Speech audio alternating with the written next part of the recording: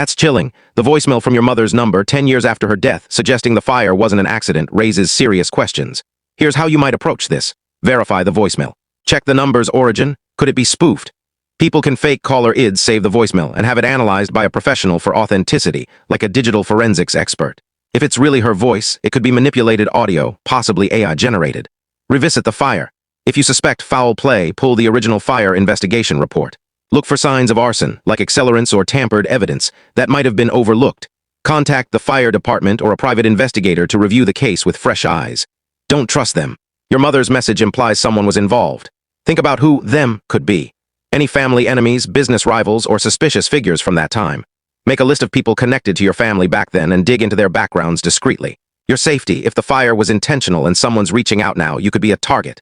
Secure your home, change your number, and avoid sharing this with anyone you don't fully trust until you know more. The phone number. Check if your mother's number is still active or reassigned. Contact the phone company to trace its current owner. If it's inactive, that's even stranger. Someone might be using it to mess with you. The voicemail played on loop in my head, my mother's voice. Soft, urgent, alive, cutting through a decade of grief like a blade. I sat in my dimly lit apartment, the phone trembling in my hand, its screen glowing with her number. 555-827 to 3941. It was 2:13 a.m., and the world outside was silent except for the faint hum of city traffic. I hadn't slept since the call came in at 11:47 p.m. last night.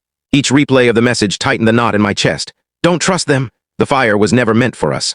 I forced myself to set the phone down on the chipped wooden coffee table. My apartment was a mess. Takeout boxes, unopened mail, a half-empty bottle of bourbon I hadn't touched in months. The walls felt too close, like they were listening. I stood, pacing my bare feet cold against the hardwood. The fire was 10 years ago. I was 16, sleeping over at a friend's house when the blaze swallowed our home, my parents, my little sister Ellie, gone in hours.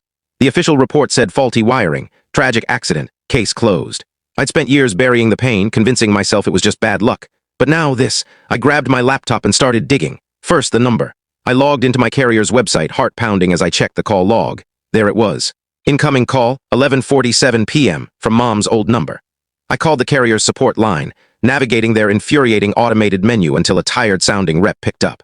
I explained, leaving out the ghostly details, just saying I got a strange call from a number tied to a deceased relative. That number's been inactive since 2015, the rep said after a pause, her keyboard clacking. No current owner, it's not even reassigned. Weird, though our system shows it pinged a tower in your city last night. My city? I gripped the phone tighter. Where exactly? She hesitated. I can't give precise locations without a subpoena, but it's local to you, that's all I can say.